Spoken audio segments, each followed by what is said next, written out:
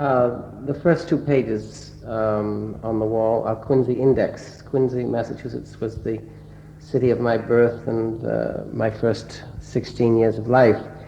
It's a collection of words from memory, all proper nouns, as might be indexed perhaps in a book about Quincy, and that what composes that poem. Then it goes on to the autobiography, my autobiography, which is a set of words placed upon the page in a grid, the kind of grid that a typewriter produces. These are all typewritten. The kind of grid that a typewriter produces in a very machine-like way, and each word is spaced so that the letters are evenly spaced horizontally and vertically, which is not true on a typewriter by nature. The horizontal spacing of the letters is a lot closer than the vertical spaces between the lines, but this has been compensated by making, let's say, 2 spaces between the letters vertically and 3 spaces between the letters horizontally. This continues for 1, 2, 3, 4, 5, 6, 7, 8 pages. Actually, there are other pages from this array of words which have lines like Adams, Braintree, Eastern, Herring, Kligman, Nut, Railway, Square. They're interlocking alphabetical series, the letters distributed on these typewriter grids, very much like grid paper. And that continues for 8 pages. And that's one board complete, which is 2 pages of the Quincy Index and 7 pages, including the title page of the autobiography. The next board, each board has 11 pages when they're in the vertical format, or 8 pages when they're in the horizontal format. And most of these pages are in the vertical format. And the next set are 11 pages in the vertical format, beginning with a poem which is a set of phrases from sentences all centered on the word Quincy, such as reach Braintree, Quincy I beg, friends at Quincy, Mrs. Smith, Quincy centered on the page. These phrases were taken from the letters of Abigail Adams, who was the wife of John Adams, who was the second president of the United States. The Adams family lived in what was then called Braintree, but later became Quincy, Massachusetts. John Adams was the second president, and John Quincy Adams, who I believe was the 8th president of the United States, were from that family. And so Quincy, Massachusetts, for a city in the United States, is rather more deeply steeped in history than is usual. All these poems come from pre-existing texts, either text, as in the case of this Quincy poem, from the letters of Abigail Adams, or from other texts, or from the text of memory itself. The autobiography was taken from memory, and the next poem of these 11 single-page poems is One Gazetteer. That's another array of words, again recalled from memory about pretty much one's hometown, or perhaps one's early years of life up to, say, the age of 20. And then the next one is RA 11295-290, which is a pattern of words again, or a single-page poem, which is again derived from memory. And the title, RA 11295-290, was my serial number in the United States Army, which I served in 1955, 56. The next poem, Pope Byron Andre, is my analysis of a poem by Byron about Pope. It was actually, I don't actually remember, it was either I found it in Byron's letters or it was by Byron about Pope. And the 3, Pope Byron Andre, the poem originally by Pope, the presentation of it by Byron, and then my analysis of the poem, alphabetical analysis. So the poem that began with Pope winds up in my analysis as a broad, all amphibious, asses, at, and it just continues as a alphabetical analysis of the poem of Pope and Byron. The next one, Dirge on Montezuma Slowly, is again words taken from the range of words on an account of the conquest of Mexico by Bernal Castillo Diaz, I believe the man's name was, who accompanied Montezuma in Mexico.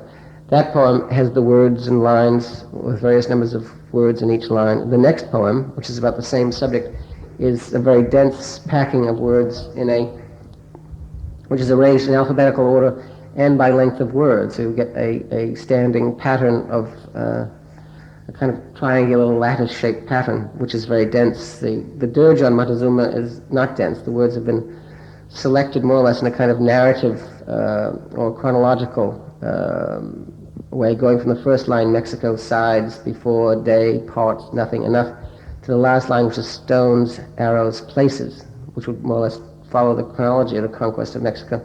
But the other one begins, the dense packing one begins, ambassadors, Aguayacaluco, as circumspect, and ambassadors, you can see by alphabet and by length of word, and ends, so opportunity to selfishness, up Tetzabuca, we treacherous. The next one is a color Xerox. These are all Xerox prints which have been pasted to the wall. The next one is the first color Xerox print in this series. And this one actually refers to a work that is on display at Oxford at the Museum of Modern Art called Passport. And each one of these lines is a sort of a title for each page, a description of each page, and it's in red Xerox. The whole sequence is called Visas, which is, of course, referring to Passport, which is the name of the book, which is on display at Oxford. And it begins, curtain, red writer, fat club foot, fat queen, glad handing, each phrase referring to one line. The next one page of Passport. The next one is a lyric. The exact cause of this lyric having been written, I can't really remember, but it is all four words of four letters, and no longer with varying line lengths, 4 words, and 3 words, then 2 words, then 4 words, then 2 words, and building on a various pattern. All of these poems represent, more than anything else, an attempt to discover forms for poems in language. As for instance, the next one is the form for 3 voices. It's 3 voices to be read words alternately from 1 to 30, so that the first line, nothing is said. The second line, no, is said, and then no is repeated for every even interval at 2, 4, 6, 8, and so forth. Then the third space, the word light is spoken and then repeated every third space. And then on the 5th space, the word now is spoken and then repeated every 5th space. So that finally, at the 30th line, the 2, the 3, and the 5 are all recited in the same line. So the 3 distinctly separate voices would be voicing their words all simultaneously. The next one is a similar work in that it's for a group of voices. In this case, the subject of the poem is the duel between Alexander Hamilton and Aaron Burr, which occurred early in the founding of the American Republic. And it's based on counting. And there is one counter who counts from 100, and then Hamilton speaks one word at a certain point, and then the counter continues the counting, and then Burr, and then various other characters, and this just continues for one page. And finally, the last line would correspond to 1 in the series, counting back from 100 would be fire, which of course would be the order to fire of the duel in which Alexander Hamilton was killed by Burr. And the last one is another Xerox, last one on this board is another Xerox yellow and red print of a short sort of protest poem about Myrtle Avenue in Brooklyn, where I lived at one time, and where it was a ghetto area of Spanish and black people, and was a very hard life indeed for them there. That's the first 2 boards in the exhibition. It really has been for me, the significance of these works largely for me are various attempts to discover forms. Again, the traditional forms in English poetry, which I by no means despise, forms, the villanelle and the sonnet and so forth, actually, which are very often derived from other traditions, romantic ballad tradition and so forth. But they're all related to song and to music. And I think the classical, certainly not the heroic couplet, but the heroic couplet certainly already is beginning to be poetry that was meant to be printed and not to be sung. And for me, poetry has been almost largely a matter of writing and of reading and of printing, and not a matter of singing. I'm not a songster. I cannot sing myself. And although I love music very much, I'm not in any way musical. And I think our poetry has ceased to be musical, and if poetry can be described as language mapped on an extraneous art, and formerly it was language mapped on music, I think now it's language mapped on some aspect of the visual arts. I remember as a child, before I could read, I was not precocious in any way, but before I went to school and learned to read, I used to like to look at the books in the library of my family. And the books that interested me much more were the books of poetry, not because I could read them, but because the shape of the poems on the page was much more interesting than the shape of the dull gray prose, which was in solid blocks and not interesting. I used to love to look at the poems of Whitman and people of that sort of, any poem, because one could see, even without being able to read, the recurrence of form. And in a sense, my work has been an attempt to derive forms that can hold material hopefully as strong as the musical forms can hold language in classical English verse. I do not at all wish to destroy those classical forms. It's just that I myself cannot operate in them to a degree to convince myself. So I have tried to look for other forms. And the next board is taken up. The next few boards, two boards, are taken up by two long series of two long poems, 15 pages each. One is about Charles Lindbergh, who was, of course, the American aviator who flew solo across the Atlantic in, I believe, 1928. And he was of interest to me because he was one of the first great media heroes in America. His fame was entirely generated through the media. And he was of Swedish ancestry, as I am. His father was born in Sweden, as my father was born in Sweden. And he had a great success as a result of this solo flight. But he evidently was a man completely unprepared for the success that he received, and in the face of personal tragedy, which was the kidnapping of his son, the famous Lindbergh kidnapping, he turned very much against the whole sort of popular social order that had caused him to become famous, and retreated more and more into isolation, and became quite sympathetic to fascist ideas, then of course very much dominant in Germany and in Italy. And he wrote with his wife a book called The Wave of the Future, in which he portrayed much of what occurred in Western society as being scum in the wave of the future, and thinking of the cleansing that was happening in Europe. I think this was more this naivete of Lindbergh. His father, in fact, had been a very strong opponent in the United States of the American entry in the First World War, and Lindbergh had been an opponent to the entry of the United States into the Second World War, but for distinctly opposite reasons. Lindbergh's father had been a progressive populist member of the Congress from Minnesota before the First World War, and he thought that American entry into the First World War was only a plot by bankers and businessmen to ensure their own prosperity at the expense of the blood of Americans. Whereas Lindbergh, by the time of the Second World War, had married into a wealthy family and allied himself with bankers and industry, and really thought that perhaps the cleansing of Europe might be achieved by the Axis powers rather than... he was not sympathetic to England, and he made speeches indicating that there was Jewish control of the media in the United States, and Jews were trying to drive the United States into war with Germany. I think this was largely through a kind of lack of preparation for the role he finally came to hold. He became a kind of royalty in the United States, and you could imagine a royalty who was the job was thrust upon them without any preparation at all. They simply don't know when to keep their mouths shut, like most of us, I guess.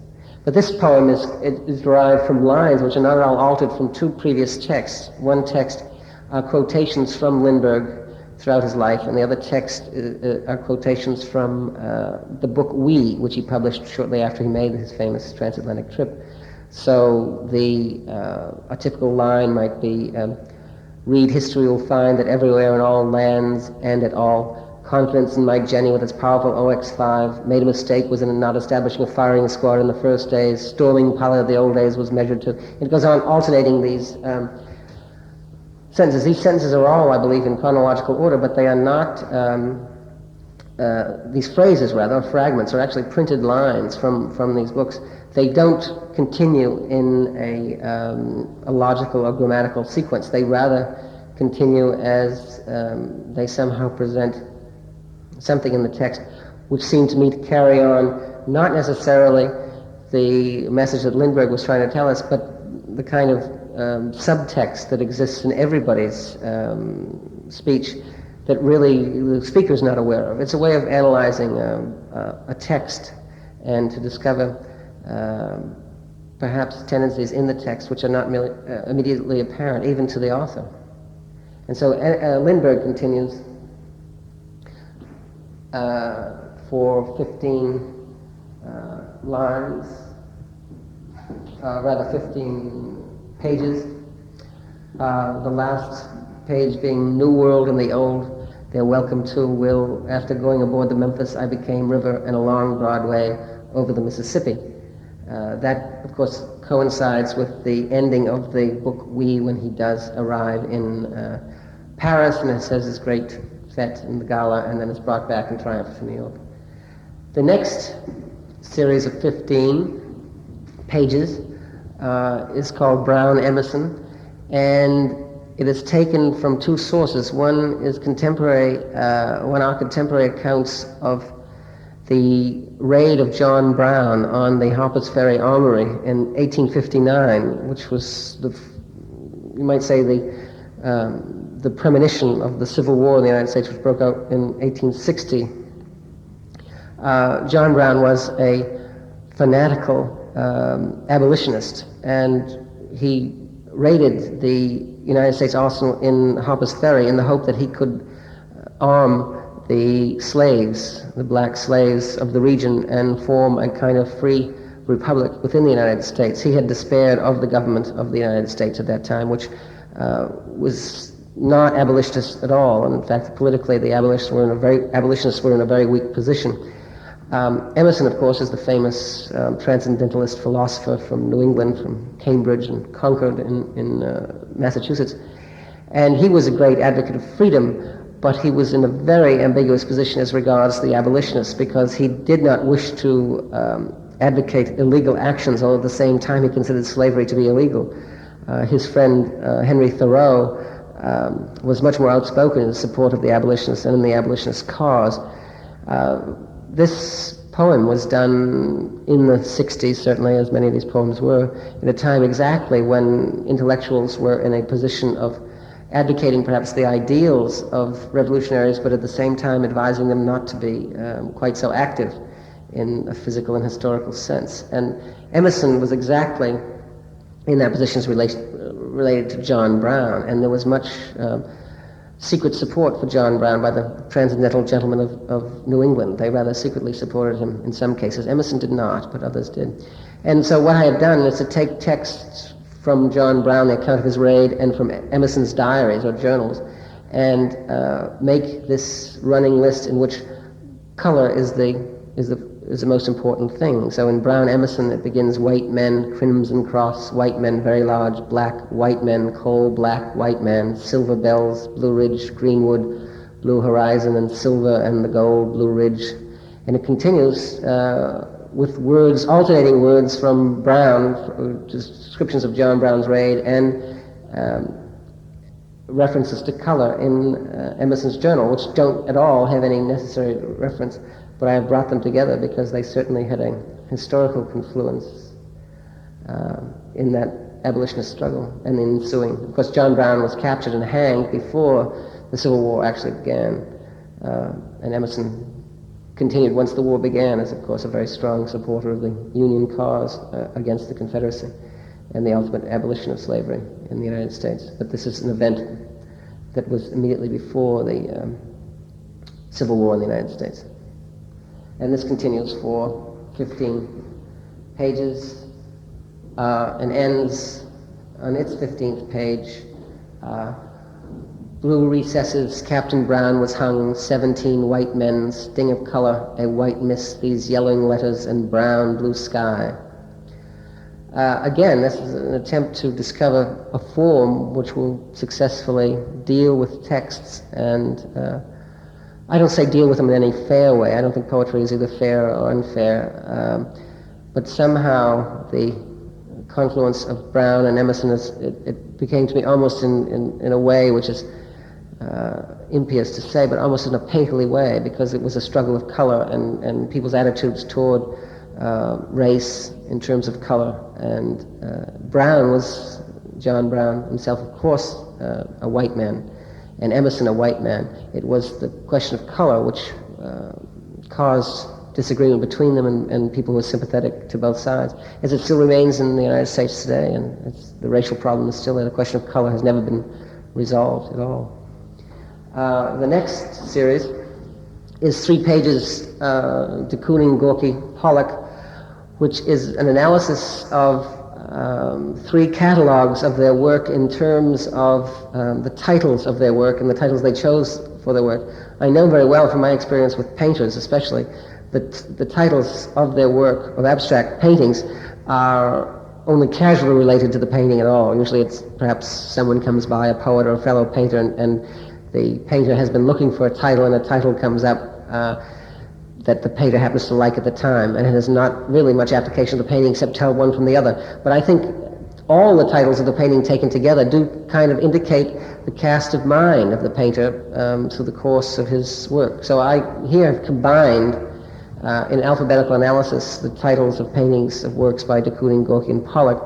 So it begins abstraction, acrobat, afternoon, afternoon, agony, agony, and ends quite predictably, I think, considering these people are abstract expressionists, with woman repeated many times, and then Zorkum, Zorkum, Zogbaum, Zurich. Zorkum represents, is a place in Armenia, the home, the birthplace of Gorky, and at the end Zogbaum was a sculptor, and Zurich, I don't really know, it must of course refer to the city in Switzerland. The next board begins with a short lyric. A number of these poems in the show deal with religious subjects, although I cannot say that I am a devout person or even a believer. I was raised in a sort of Congregationalist church and went to Sunday school, and the texts of the Christian religion are very familiar to me, and I could not really avoid using these texts because I wanted to use texts that would be familiar to other people. It isn't so much a new text I wanted to present, but a new form for text which people already knew, and inevitably the religious texts are ones which I was most familiar with. In this case, it begins with a short lyric, Christ's Agony in the Garden, which is just proper names as they might appear on 2 sides of Bible paper, and it's something which cannot be read. It's an overlay, you might say, one page on another. And then we go from that single page to Ditharam, which is a row or 4 columns of words.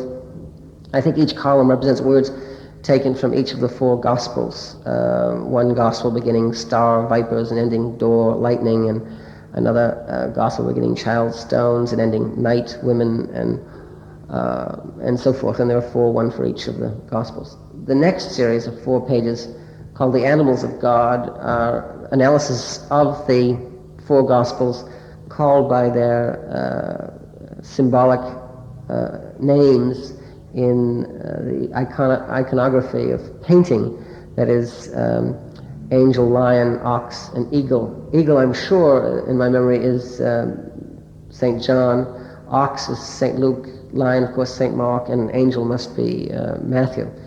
And these are analysis of the texts of those Gospels, words selected subjectively, I must say, and repetitions selected. And those are those 4 pages.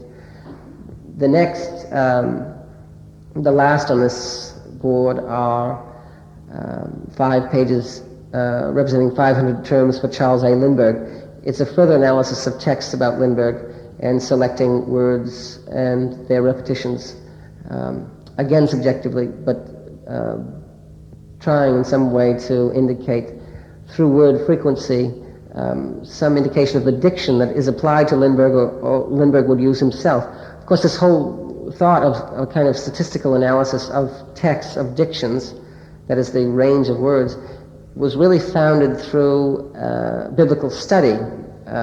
In the beginning of the 18th century, with the publication of the first concordance in English, through the present time, philologists have been able to differentiate the different hands in writing the various books of the Old and the New Testament by a study of the range of the words that were available to each author, because each of us very distinctly has a diction in our writing and in our speech, which is the range of words that are available to us at any one time, and the ones we prefer to use as opposed to others. And this is quite distinct. It has been found that through statistical analysis of various parts of the books of the Bible, they've found that different parts of the books of the Bible have been written by different people, as well as in some cases, single books being written by one person. In other cases, it's been obvious that one hand has written part of one and part of another, and they're not necessarily in any order, but are combined by historical forces that did not necessarily have to do with the individual identity of each author. And it was from biblical scholarship that this method arose, and I use it entirely in an informal way. I can't say that I am a scholar in these things at all, but I use a kind of an apparatus in my hand, used entirely subjectively, of selecting words from texts and trying to present the range, the spectrum of the words that are available in each case of each text.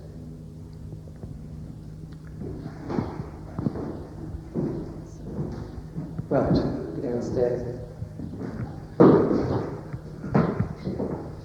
There's a mice on the stair.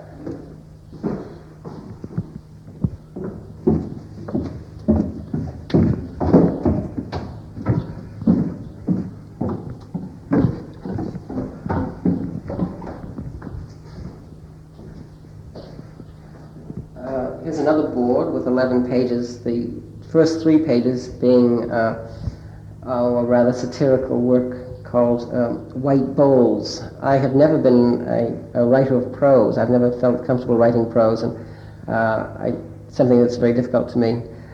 And in this one, it's a kind of pseudo-novel that is done by picking at random Russian, English vocabulary flashcards and moving them from one bowl to the other bowl and reading them off. And so it's like all novels should be. It's both in Russian and in English if you choose. This, of course, is only the English version of this possibility. As it says, whenever the reader tires of the simple permutations of 147 cards, he can begin to form combinations by color and language, providing himself with additional factors of 3 and 2 respectively. I wish to increase the density of my novel. I wish him luck. It's really, I think, inspired as a satire on the random methods that were widely employed in the beginning of, in the late 50s and 60s, John Cage and so forth, using allegedly random methods in order to compose works in music or paintings or whatever. But the irony is that any method you use to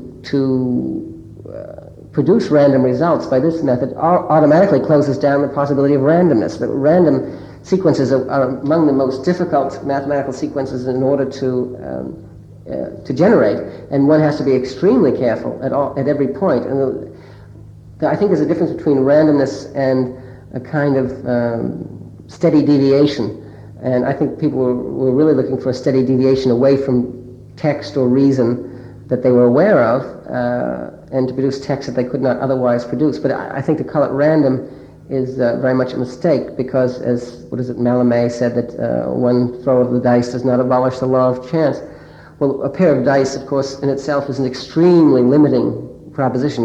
You cannot get random results from dice at all, because dice are a very narrow cut on the possible values that can be produced. In fact, throwing dice in order to make a conclusion cuts down your range of possibilities immensely. And in a certain way, these so-called random processes that were employed were not really objectively extending possibilities, but they were limiting them, which, of course, seeking limits is what I have always tried to do, but I've never really employed random methods. This is the only use I've ever made, and it's a rather satirical one. The next one is a single-page lyric. Actually, it's just about 3 different kinds of ways of ordering words, and it's strictly like the page of a sketch. I think one even may have the form of a sonnet. 1, 2, 3, 4, 5, 6, 7, 8, 9, 10, 11, 12, 13, 14. I think it has 14 or 15 lines. Sonnets need not have 14 lines, but so that the shadow of old forms, sort of the schoolmorph, as they say, or the shadow form of old forms of poetry do emerge in my work. The next one is another lyric, a short lyric. There's another one, My Bride, Sand Street. Then there is a 14-line sonnet, which is made of quotations from broken quotations from the letters of Hart Crane. It's called Sonnet on a Drowned Poet, and in fact, they are fragments of the words from his letters. Begins forth through attain I, period, still form, and ends comma, where expression, the weak dear in. In a way, it's breaking down writing style to not so much the aim to nonsense, but to a point of disintegration rather than nonsense, because toward the end of his life, his letters definitely represented a kind of disintegrating sensibility. And it's not really by mimesis that I'm trying to present that, but through, again, this business of analyzing texts. Again, sometimes it works and sometimes it doesn't. I mean, maybe it never works, but sometimes it has different degrees of success. And one of the forms that brought me to all this was things like the Japanese haiku, which I studied, not in Japanese certainly, but in translation. At about the time when I was finding myself uncomfortable in the classic forms of English verse. Again, not because there was anything wrong with those forms, but I simply was not able to employ them in a way that I found convincing. So I did, it's perhaps an old little haiku that's written vertically on the page. Birds in the city, snowfall on the ocean floor, which is sort of nice greeting card level verse, and that's about all. And then there are pattern poems of various kinds, different patterns of letters, again, basically on the typewriter grid. And I've used the typewriter as a kind of machine or lathe or saw to apply the letters on a page. I really do feel in a very tactile sense using a typewriter. I've never learned to type in an automatic sense. I still only can type with one finger. But that made each operation of typing a very machine-like act, like actually embossing or applying a physical impression onto a page, almost as if I had a chisel and was making a cut or a die, making a mark on metal. Here is a board containing two laments. One is Lament for the Children, which is actually taken from a great bagpipe work which was written in Scotland, I believe, at the end of the 16th century for one of the kings of Scotland, who I believe lost 5 or 6 children in a fire in one of his castles, and one of the great bagpipe compositions by his chief piper was Lament for the Children. And this is one reason I liked bagpipe music very much is I like drone music and the use of the drone, and this is a poem of repetition indeed, called 144 times Lament for the Children. Each stanza is a stanza of 6 words, and the words are repeated finally in the last line all the way through, all the 6 words. So it's many repetitions of words, as is the next one, which is Lament on the Indian Wars, which is taken from a book, Indian History and Genealogy, which I discovered from a friend, actually, in the late 1950s. It was a book that had been published in the 19th century in the United States, in Massachusetts, to justify the claims of a woman who claimed Indian ancestry to the right to cut wood in the back lots of Massachusetts.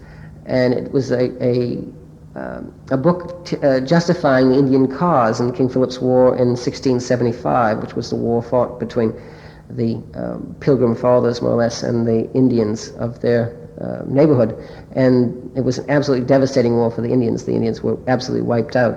But this is a lament. It begins, men name sun, men face red, head face men, name men, chain, beads neck, red men name, rains, and continues on for a number of pages. 9 pages, ending mud, swamp, squaw, men name men, arms, years, sun, storms, men, white, bones. And a phrase from the book itself, which my poetry has probably never matched, from Indian History and Genealogy, was speaking of the Indians that the living were too few to bury the dead, and their bones lay bleached in the sun till whitening the localities of their former habitations, which was a great line. The next two sets of boards, largely contain in the horizontal format dithyramb again. There was a one-page dithyramb upstairs, and this one again is an analysis of the four Gospels. I think in this case, different voices are given to different people. There would be, I believe, up to 1, 2, 3, 4, 5 or 6 columns of words, and they represent different voices, ideally to be voiced simultaneously in each column. This is a form which I've devised, which I call an opera. It is not actually to music, and none has ever been set to music, but it is for separate voices speaking, and the idea of voices crossing in words the way in opera different parts cross in music, also words, because the people are not speaking the same words. This kind of crossing of voices in lists of words is the reason why I call this form an opera. It's a misnomer, certainly, but it was something of the spirit I had in trying to compose this. So this is an opera on the diction of the four Gospels in, I think, 5 or 6 voices, and that goes on for a number of pages. I've done operas on different subjects. The first one I did was called Flags, and that was on the same subject as the one I previously referred to, which was de Kooning, Pollock, and Gorky. And Flags was assigning to each of 3 voices the analysis of the titles of their paintings, again with an alphabetical and word frequency analysis. And I've used that method on also another work which was essentially autobiographical, which was taken from the map of Quincy Bay, again to return to my own hometown, the islands and shores and rivers of Quincy Bay, and the Blue Hills, which was the area immediately behind the city, and then the sky map overhead. So 3 voices were assigned to those.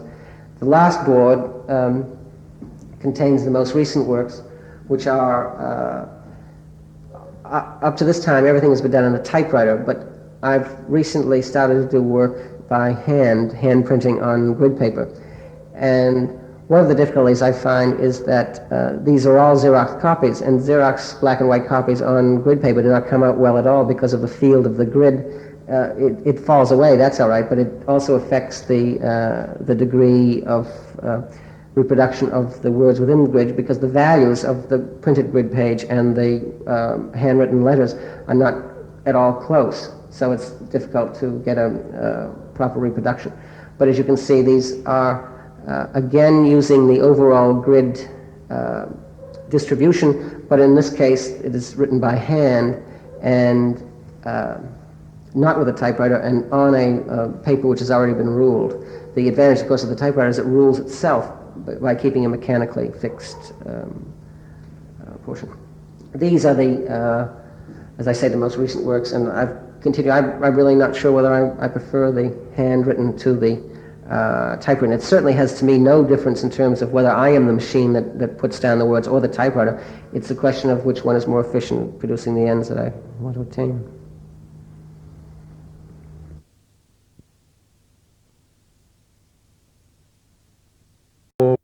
A lyric, again with word selection and by word length, and it's for one voice, and it's called Range from 1964.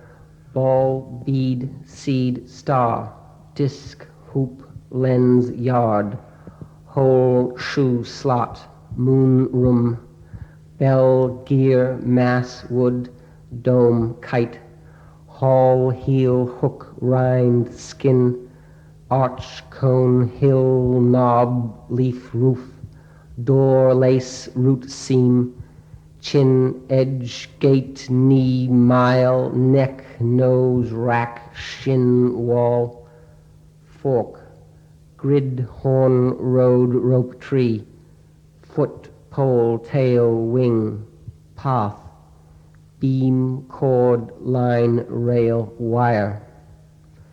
And again, this is using a kind of line length, which perhaps was apparent in the reading. And I've never been able to do absolute nonsense poetry. People may think that this poetry of mine is absolute nonsense, but I've never been able to use non-words or invented words or ersatz words. Other people have done that and attempt to make music out of language. But for me, the poetic interest, my poetic interest in language is exactly the palpability, the tactile sense of the words themselves. And I've been accused of trying to treat words as things. Well, I know very well that words are not things, but words do have palpable, tactile qualities that we feel when we speak them, when we write them, and when we hear them or when we read them. And that's the real subject of my poetry.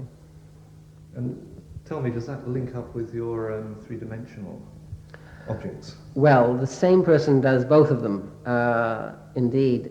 All I know is that when there are words printed on the bricks, I always turn the words to the floor so the words cannot be read. All I can say is that the same person does both. And certainly my interest in elements or particles in sculpture is paralleled by my interest in words as particles of language. And in units which are different from sentences, grammatical sentences. Of course, words always have grammatical connection when they're placed together, if they're not nonsense words. But I have attempted to write poetry in which the sentence is not the dominant form, but the word is the dominant form.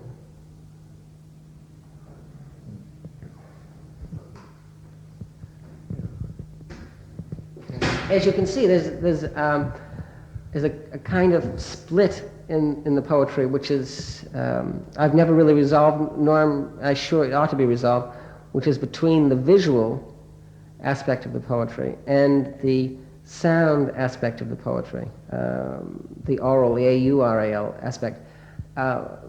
Poetry really was introduced to me as a child as sound, primarily. Even, of course, that's true with every child, the lullaby and 30 days has September, April, June, and November, the mnemonic verse, and so forth. But also, as I said before, about the visual aspect of books that I could not read, the books of poetry interested me. And I've only recently started to put the poems on the wall, that is, gluing Xerox copies of the poems directly onto the wall. And for the first time, I'm getting to see the poems beyond the range of legibility, which is a different question entirely. Of course, at that level, the words themselves function as if they were nonsense words because you cannot read them. They're just too far away. My eyesight, at least, I cannot read them. So then they become a kind of pattern, almost as the poems were when I was a young child and could not read the poems. Now, I'm not at all saying that that is a desirable end. I would not, I think, compose poems of words where the words would just become patterns as they were in a painting. I'm not interested in that at all. But certainly the choice of words and the grouping of words has produced forms which have not an independent strength, but have a very apparent strength which comes from exactly the processes which cause the poem to be formed in the first place. Some of the poems are definitely meant to be sounded aloud, that is the operas, and whether they're one-page operas or on to many pages is a long one, again from the conquest of Mexico. These have been performed privately, and a friend of mine in the state of Washington, who performed with friends one of these operas, pointed out to me, I think very wisely, that these operas really are not meant for anyone but the performers, because the interchange of the voices and the words between the dictions of the voices is not really so strongly apparent to someone listening to the performers as to the performers themselves doing it and being conscious of their own word stream counterpointing against another word stream. And I think it was absolutely true about that. I don't think that my work really lends itself to theater in any way. The last Saturday at Oxford at the Museum of Modern Art, for the opening of my show there, I did do a reading of a work called False Creek, which is a 45-minute reading, and it's an analysis of a text of the life of a Canadian artist written by his mother. The Canadian artist committed suicide in 1969, and his mother wrote a memorial volume, which was published by Vanity Press in New York. And in that work, which now exists entirely on file cards, I can't really imagine being done any way but in a reading. One starts with a large stack of file cards and reads the appropriate sentence or fragment and turns the file card over so that the large stack of file cards becomes the goes from the unread to the read stack, so that when people see it being read, they can be sure that it's coming to an end. I think it's very important somehow with works that we can be assured they are going to come to an end. I find myself in going to performances in galleries and museums that they seem to go on forever. And one thing I rather resent about the performance aspect of art is the fact that one feels embarrassed to walk out on works like that, whereas physical art objects, paintings and sculptures, and even these poems as they're on the wall, don't care at all if we walk away from them when we have lost interest in them. And I find a certain freedom with inanimate objects that sometimes is an embarrassment with actual performers. Performers make a much more intimate demand, I think, on our time and our attention, and we cannot bear to insult them by parting from them. But that's probably one reason why I have not been involved with performance of works to a very great extent. In the other room, you were talking about, you were interested in mapping poetry onto art. Visual art, yes, in a sense. That's not a conscious plan, but you might say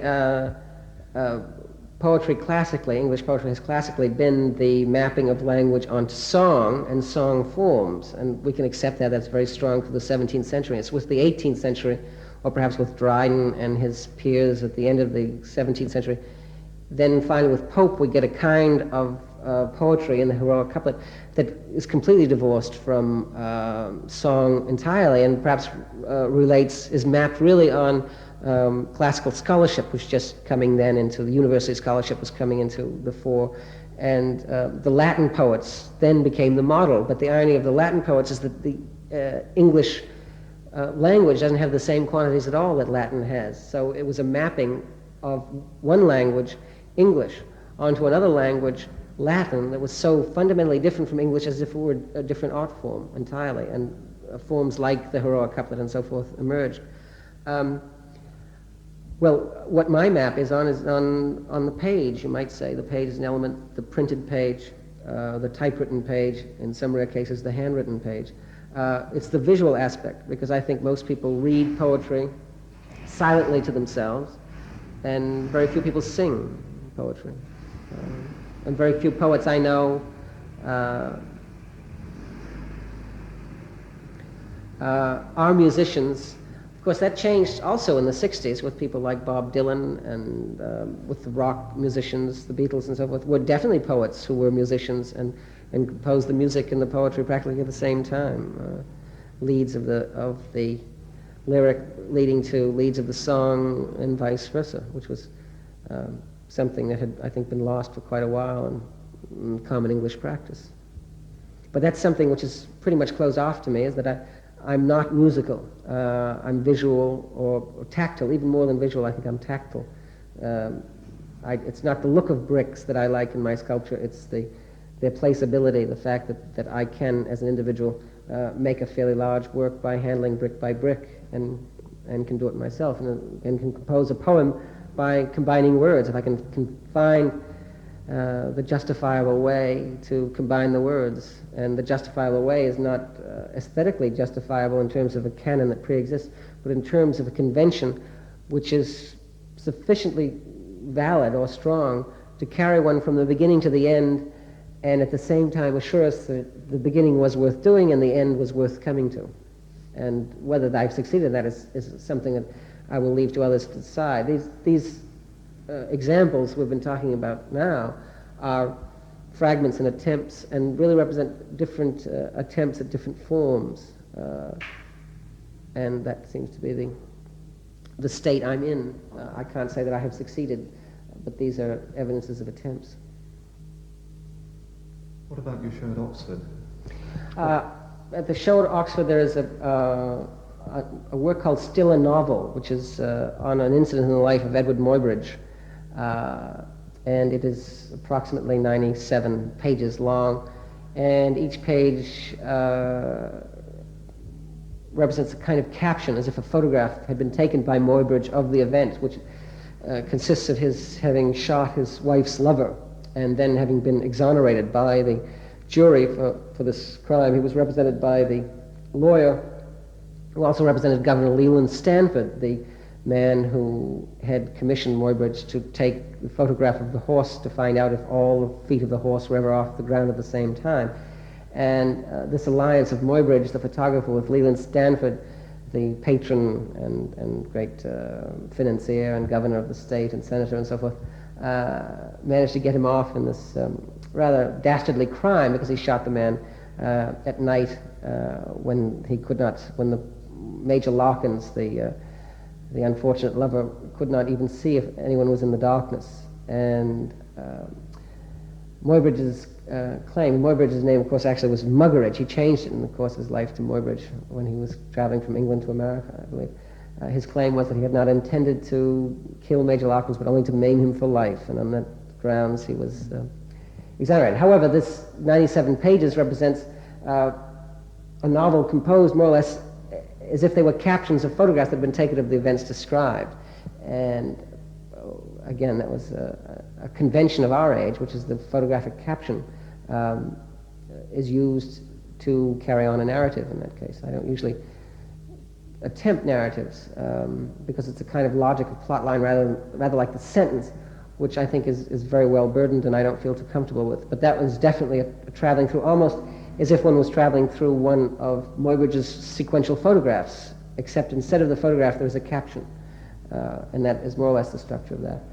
And there is also the color Xerox, which is a new process to England. I've used it myself in the United States recently, only this year, which gives a very strange embossed effect to color material. And the book, sort of scrapbook I did in 1960 called Passport, to which I referred before, is at Oxford in a color Xerox version, again pasted directly to boards on the wall.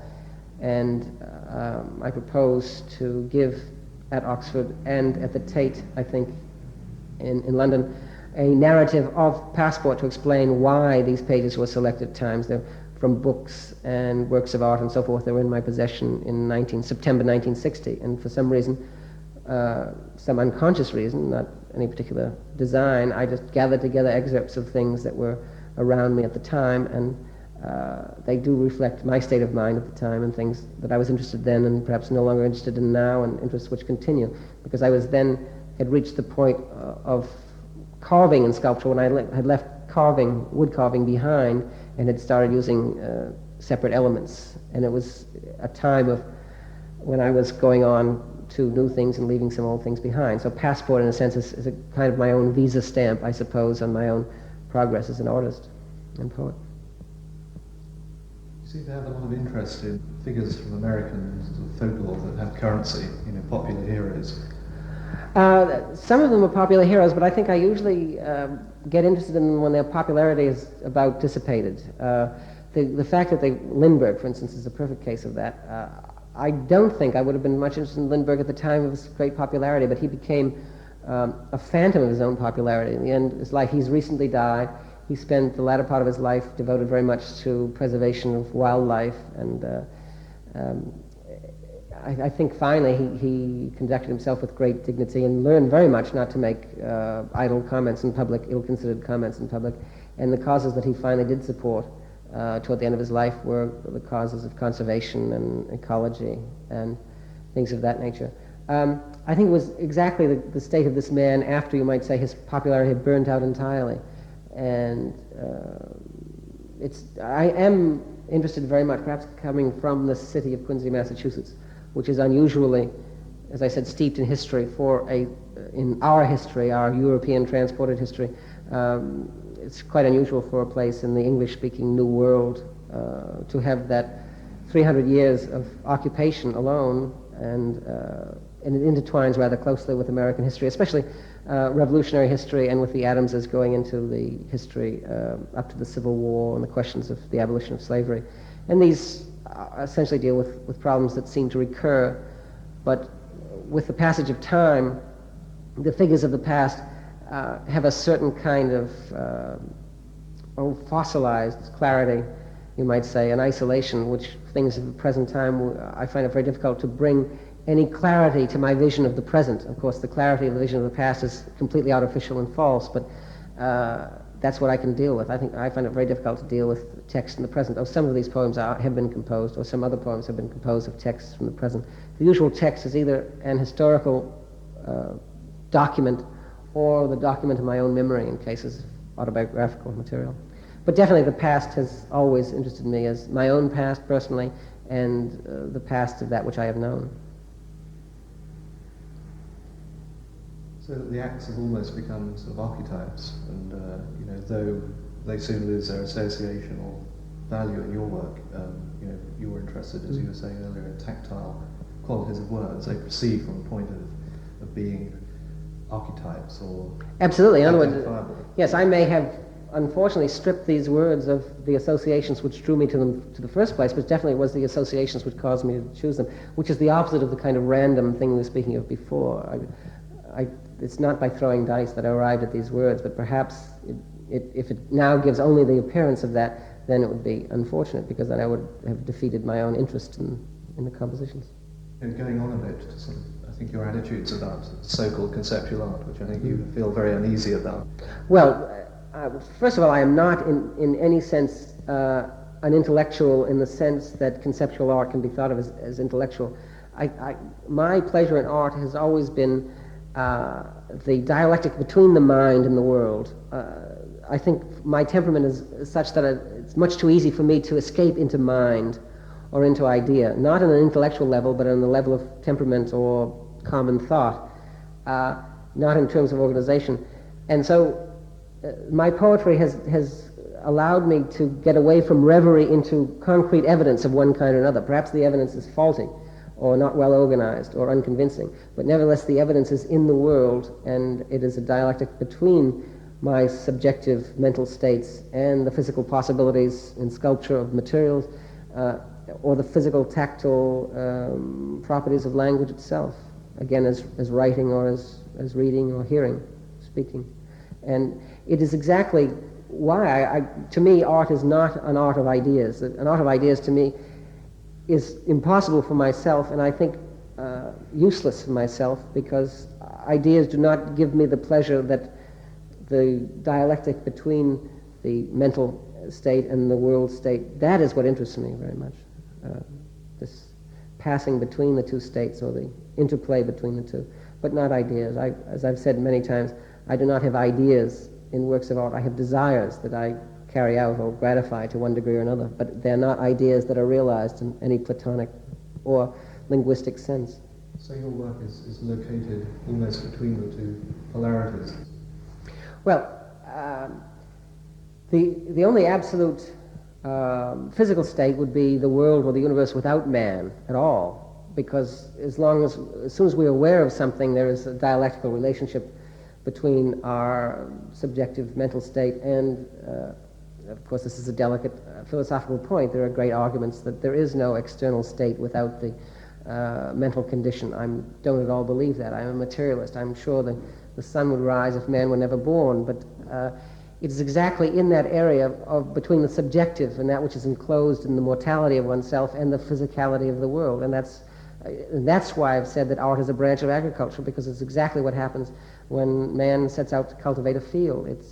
He must have a program and an intention and knowledge and all this mental preparation in order to make the field grow, but he must have the seed, and he must have the field in a fertile condition, and he must tend it, and he must plow it and weed it, and then he must harvest it in its time. And that's an absolutely dialectical process, and I find exactly the same thing in art, which is between the states of memory and knowledge and the physical properties of the world. Dirge on Montezuma slowly. Mexico sides before day parts nothing enough. This cease city. Montezuma, grief, him, come, him, words, lies, terms, said, war, alive, die, him, people, war, Mexico, darts, arrows, them, him, Lord, us, Lord, name, Quitlahuac, Ixtalapalapa, through, dead, power, desired, before, them, duty, stones, head, leg, food, it, not, it, dead, him, soldiers, him, father, at, was, Mexico, person, subjugated, dead, Christian, wounds, him, Lord, Quetzalcoatl, captains, dead, die, him, it, was, us, king, sons, Mexico, so, dead, city, dead, chieftains, prisoners, shoulders, captains, death, death, truth, stones, dead, him, this, ceased, fury, us, Lord, idols, king, Montezuma, burial, stones, arrows, places.